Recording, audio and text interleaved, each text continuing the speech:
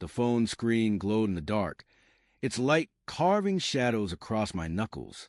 It was 2:17 a.m., and the words on the screen burned into my skull. I'm pregnant. I don't know what to do. I miss you. Sent to him. Not me. My thumb hovered over the block button, trembling as my chest tightened like a vice. I read it once, then pressed down. The chat vanished. So did the last shred of trust I clung to for months. It started with a single sentence, 6 months earlier, over a quiet dinner. The kind of dinner where the clink of forks on plates feels louder than it should. Sarah sat across from me, her eyes fixed on her wine glass, swirling it slowly like she was trying to summon courage from the Merlot. I still think about him sometimes, she said, her voice barely above a whisper. My fork froze midair. Him, Daniel, her ex, the one she swore was ancient history, a chapter closed long before our vows. I forced a smile, the kind that hurts your face, and said, That's normal, right? Old memories linger. But the air in the room shifted, grew heavy, like the moment before a storm breaks. I didn't ask more. I should have. Instead, I let her words sink into cracks in my mind, where they festered.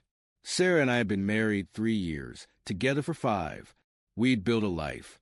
Our small apartment with its mismatched furniture, the dog we'd adopted on a whim, the plans for a family we'd whispered about in the dark.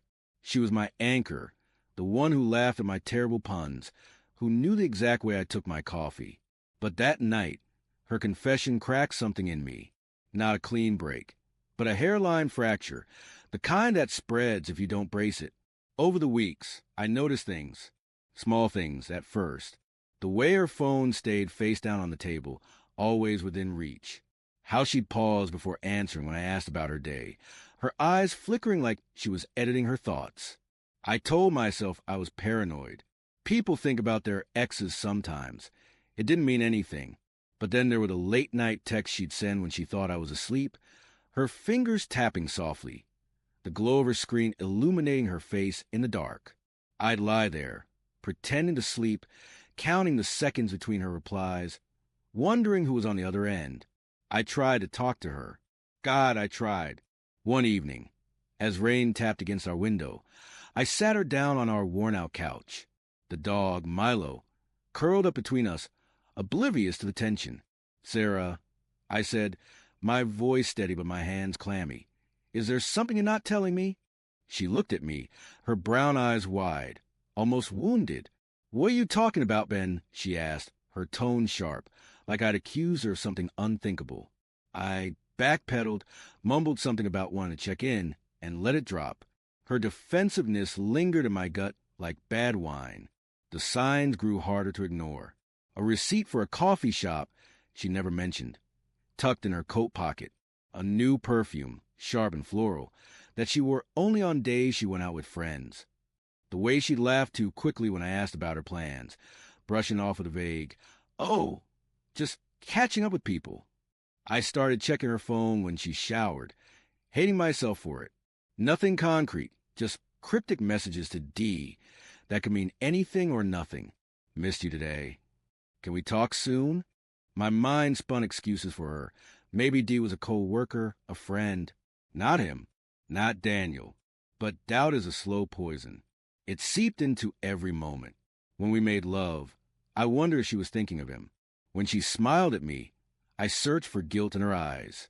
I stopped sleeping properly, my dreams jagged with images of her slipping away.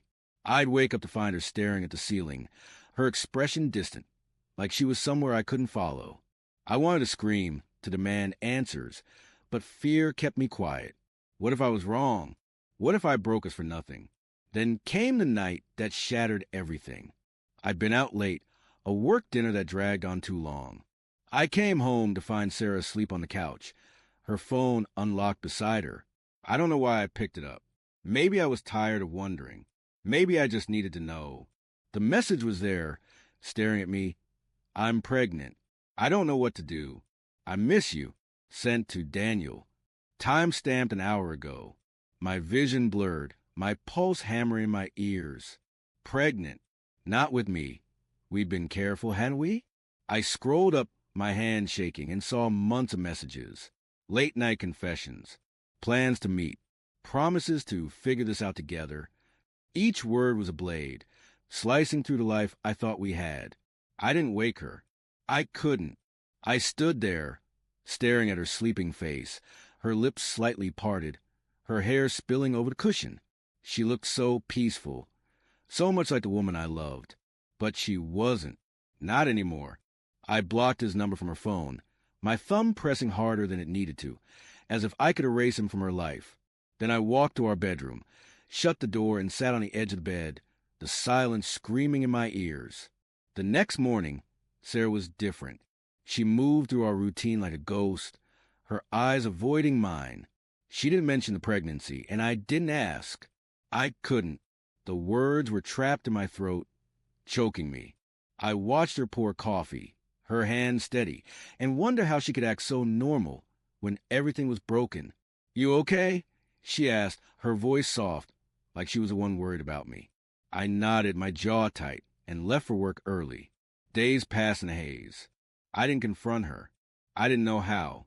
Instead, I replayed every moment of our marriage, searching for the point where it went wrong.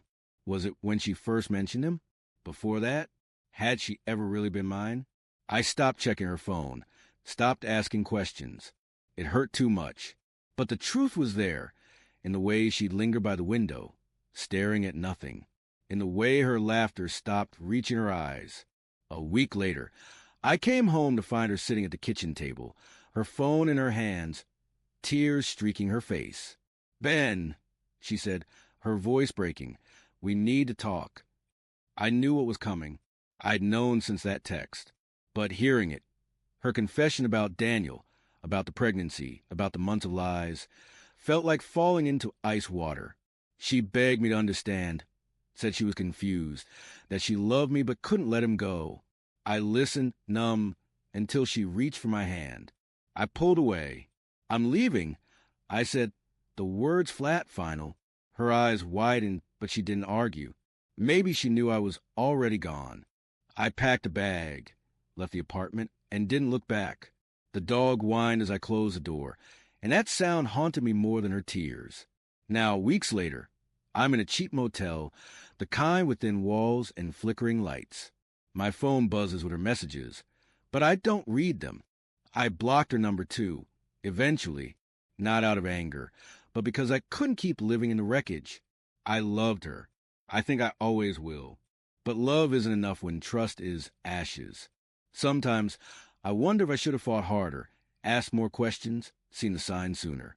But then I remember her text, those words to him, and I know some betrayals cut too deep to heal.